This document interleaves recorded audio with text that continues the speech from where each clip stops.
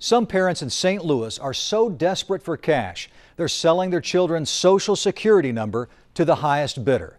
It's a critical part of a tax fraud that we're exposing tonight. In some of the poorest areas of St. Louis, the tax fraud is often called carrying a child.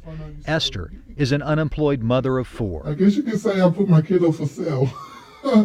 That's a terrible way to say it, but I guess that's so. I basically gave my children's Social Security number up to somebody else for their taxes.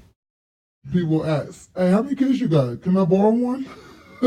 Mostly unemployed in recent years, Esther has sold her children's Social Security number several times, letting a relative claim some of her children as his own on his tax return.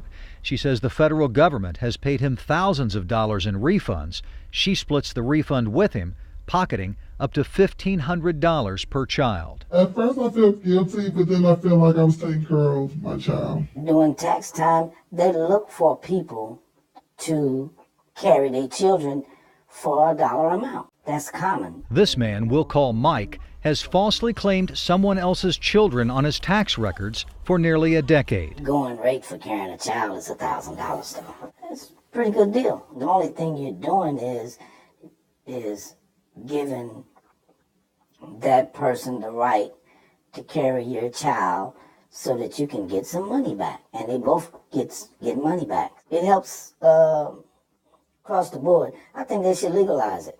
By using 2 children belonging to someone else as his dependents every year, he's received a total of $25,000 in illegal tax refunds and paid thousands more to the relatives who allowed him to claim their children at tax time. He says it's redistributing money to the poor and giving them a chance to come up. People are losing their jobs in our community, losing their houses, their cars, and stuff like that. And it's just economically, it's a terrible time in people's lives right now. So any little come up that they can get will just be great. And this is, even though this might be illegal and wrong, it's a come up. It's unclear how much this fraud is costing you, the taxpayer. Overall, identity theft costs government, businesses, and individuals billions of dollars every year.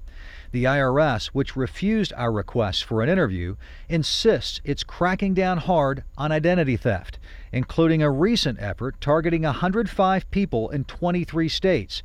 But we don't know if the IRS has spent much time focusing on the sale of child Social Security numbers for tax deductions. What they're doing is stealing. Illinois Congressman John Shimkus says the IRS needs to figure out a way to stop what appears to be a fairly common practice. It's big time crime, and maybe that the IRS ought to start having some task forces in areas of concern where it's not 1 or 2, but maybe multiple, and enforce the law. The scam may be common in some neighborhoods, but the fear of getting busted has prompted Esther to stop selling her children's Social Security number. She says it's just not worth the risk. One of the biggest problems with this scam is that it has the potential to destroy a child's credit.